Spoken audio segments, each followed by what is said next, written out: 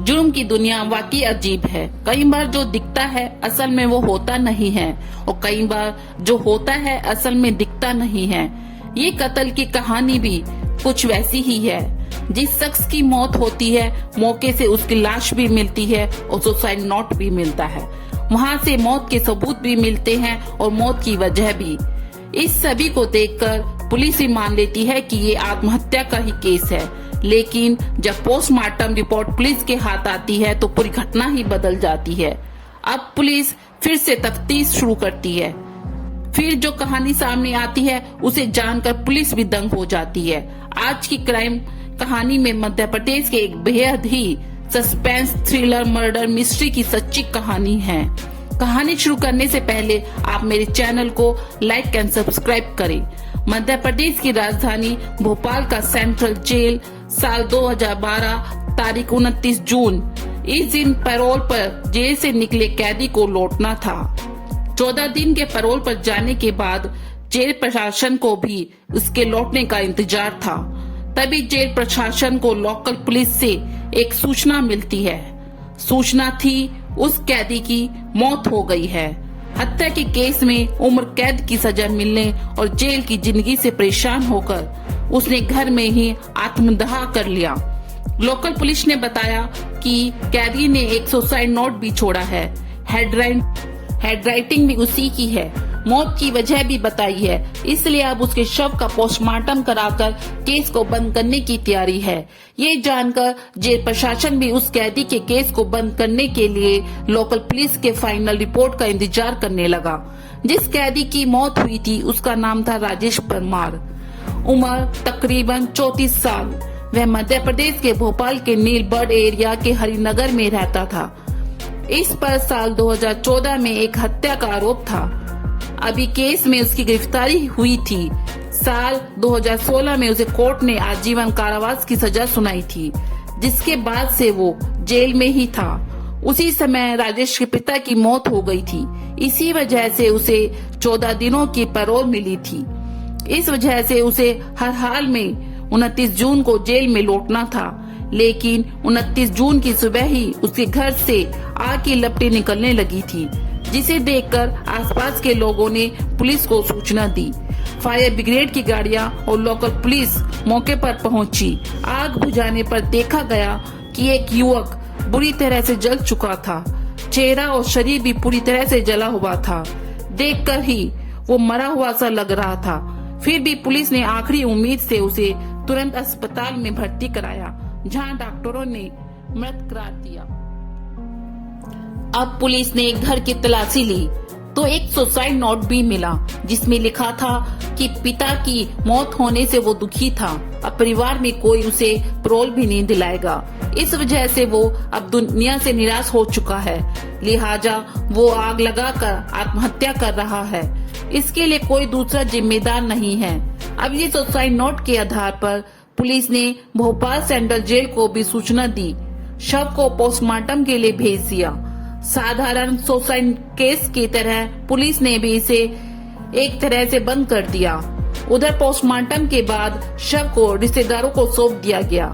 रिश्तेदारों ने भी शव का अंतिम संस्कार कर दिया।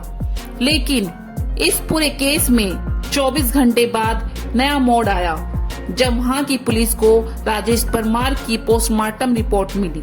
उस समय के भोपाल पुलिस के नए एसपी अखिल पटेल के पास नीलबर्ड का एरिया था। इन्होंने जब पोस्टमार्टम रिपोर्ट देखी तो चौंक गए। रिपोर्ट में लिखा था कि गला दबाने से जान गई है, यानी मौत की वजह आग या धुएं से दम घुटना नहीं, बल्कि गला दबाकर हत्या हुई है। फिर वो इस केस की तफ्तीश में जुट जाते हैं। तुरंत मौके से ली हुई सभी फोटोग्राफ अपने पास मंगवाते हैं। सभी फोटो को बारीकी से देखते हैं।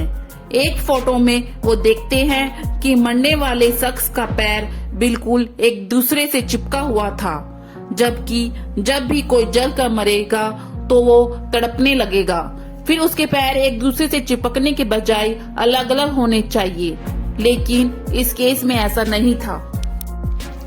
दूसरी तस्वीरें भी देखते हैं। उनसे पता चलता है कि उस शख्स का चेहरा और सीने वाला हिस्सा ही पूरा जला था, जबकि हाथ और पैर ज्यादा जले ही नहीं थे और अजीब तरीके से मुड़े हुए भी थे। इससे शक यही होता है कि कहीं हाथ और पैर बंधे तो नहीं थे, जिस वजह से ऐसा हुआ। अब इसका पता लगाने के लिए वो पुलिस अधिकारी पूरी टीम के साथ मौके पर जाते हैं, घटना स्थल को बारीकी से देखते हैं, फिर आसपास के लोगों से पूछताछ करते हैं तो पता चलता है कि एक दिन पहले जब राजेश परमार के साथ एक या दो और भी लोग देखे गए थे। अब पुलिस इस केस की फाइल को बंद करने की जगह फिर से खोलती है, जांच शुरू करती है। अब पुलिस को ये शक हुआ कि जिसकी मौत हुई थी उसके पहले गला घोंटकर हत्या की गई, लेकिन राजेश को जब सुसाइड ही करना था तो उसकी पहले हत्या क्यों की गई? अगर किसी ने गला दबाया तो वो कौन था? अब पुलिस के सामने ये सवाल था कि कहीं ऐसा तो नहीं कि मरने वाला राजेश ही ना हो। अगर ये राजेश नहीं है तो फिर कौन था? इन सब सवालों का पता लगाने के लिए पुलिस ने उसके मोबाइल नंबर का पता लगाया। फिर रिश्तेदारों के जरिए उसका एक नंबर मिला जो जेल से आने के बाद एक्टिव था, लेकिन अब बंद था। उसकी आखिरी लोकेशन भी भोपाल की ही थी। पुलिस ने जब उसके फोन की कॉल डिटेल चेक की तो एक नंबर पर कई बार बात होने की जानकारी हुई, लेकिन जब उस नंबर पर संपर्क किया गया तो वो भी बंद था। वो नंबर था निहाल नामक युवक का। अब पुलिस के सामने निहाल को खोजने की चुनौती थी और मन में सवाल ये भी आ रहा था कहीं निहाल ही तो नहीं मारा गया। इसके अलावा और भी कई सवाल थे। फिलहाल पुलिस उसकी तलाश में जुट गई। फिर पता चला कि निहाल मूल रूप से बिहार का रहने वाला है और पहले राजेश के मकान में ही किराए पर रहता था, लेकिन कुछ महीनों से यहाँ से दूसरे कमरे में शिफ्ट हो गया था। अब पुलिस की जांच में निहाल की लोकेशन गुजरात से मिली। इसके बाद पुलिस की एक टीम गुजरात पहुंची और दबोच लिया। इसके बाद जब उससे कड़ाई से पूछताछ हुई, जब उसने जो कहानी बताई वो बेहद ही चौंकाने वाली थी। निहाल ने बताया कि जेल से पैरोल पर आने के बाद राजेश ने उससे संपर्क किया था, फोन पर बात हुई और वो उससे मिलने भी गया था। बातचीत के दौरान वो काफी परेशान था, इमोशनल भी था, क्योंकि पिता की मौत के बाद उसे अब जिंदगी में शायद ही कभी पैरोल मिलने की उम्मीद थी। इसलिए उसने सोचा कि वो दुनिया की नजरों में हमेशा के लिए मर जाए और असल में जिंदा भी रहे। इसके लिए उसने कुछ क्राइम सीरीज देखी थी, जिसके बाद एक खौफनाक आइडिया अपनाया। इसके लिए उसने घर में ही रहने वाली एक मात्र माँ को पूजा करने के बहाने 23 जून को ही बाहर भेज दिया था। इसके बाद साजिश रची कि 29 जून को पैरोल खत्म होने के बाद भी उसे जेल नहीं जाना पड़े। इसलिए 28 जून को ही किसी दूसरे शख्स को अपनी जगह मारकर दूर कहीं चले जाने की तैयारी में जुट गया। इस काम में मदद करने के लिए उसने मुझे बुलाया, लेकिन मैंने साफ मना कर दिया। इसके बाद उसने 1 लाख रुपए का लालच दिया और कुछ पैसे एडवांस में भी दिए, इसलिए उसके झांसे में आ गया। इस तरह 29 जून को पैरोल खत्म होने से ठीक एक दिन पहले यानी 28 जून को ही हम दोनों की मुलाकात हुई। 28 जून की शाम को ही दोनों घर पर ही फोन छोड़कर घूमने निकल गए ताकि लोकेशन ट्रेस न हो सके। इसके बाद एक पेट्रोल पंप के पार राजेश को अपने ही उम्र और लंबाई वाला एक युवक मिला।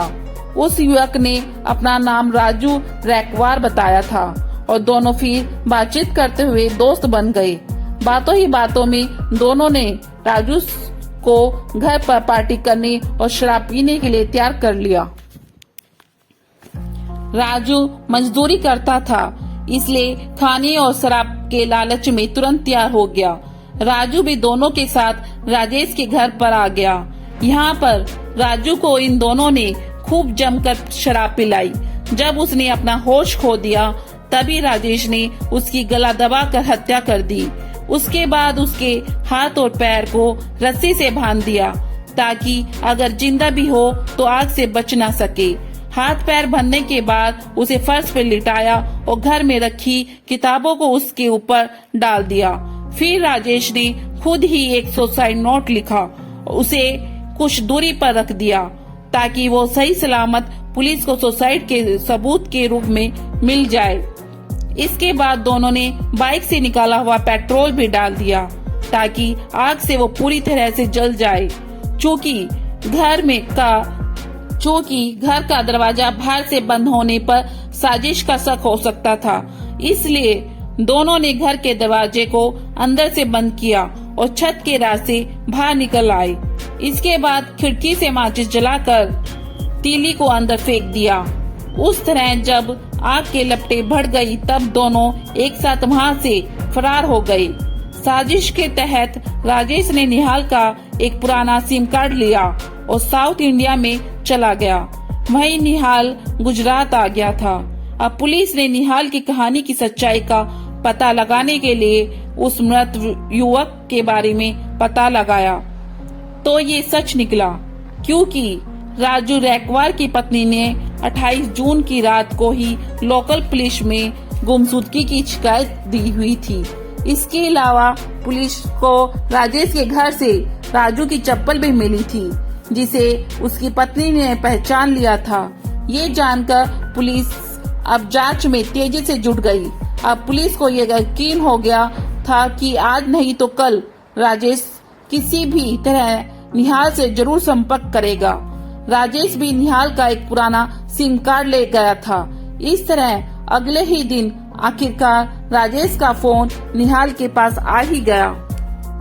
राजेश ने वहां के हालात के बारे में पूछा कि कुछ गड़बड़ तो नहीं है। निहाल ने बताया कुछ गड़बड़ नहीं है, पुलिस को कुछ पता नहीं चला।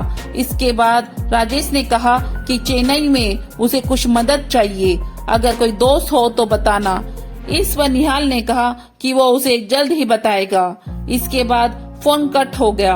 अब पुलिस ने भी राजेश को पकड़ने के लिए पूरी फिल्मी कहानी रची। इसके तहत पुलिस ने कुछ लोगों को चेन्नई भेजा और उन्हें लोकल बनकर राजेश से मिलने के लिए बोला। इस तरह निहाल ने राजेश को चेन्नई में रहने वाले अपने एक दोस्त का जिक्र करते हुए उसका फोन नंबर शेयर किया, जिसके बाद राजेश पुलिस वाले को ही निहाल का दोस्त समझकर बात की और मिलने गया। पुलिस ने उसे दबोच लिया। इस तरह पुलिस ने एक ब्लाइंड मर्डर केस का खुलासा किया। कानून के हाथ बहुत लंबे होते हैं। हत्यारा कितना भी शातिर क्यों ना हो, एक दिन पकड़ा ही जाता है। फिर मिलते हैं एक नई क्राइम स्टोरी के साथ। जब तक सतर्क रहें, सावधान रहें।